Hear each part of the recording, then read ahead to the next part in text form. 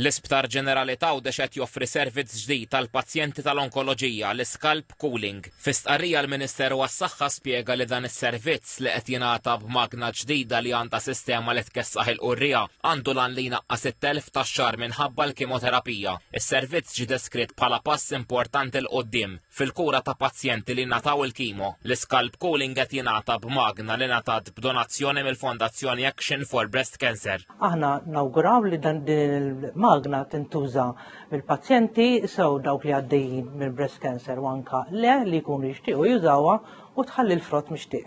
Il-Ministru għas-Saħħa ġewwa Nabela ġie kkwotat jgħid li b'din il-magna pazjenti Għawċin li jirċievu l-kura l-kanċer issa se jingħataw dan it-trattament f'Għawdex stess. Dan huwa pass li jikkumplementa l-isforzi tal-Gvern u tal-istaff f'dan l-isptar biex is-servizzi tagħna tal-kanċer ġewwa Għawdex kull ma jmur dejjem jiżdiedu.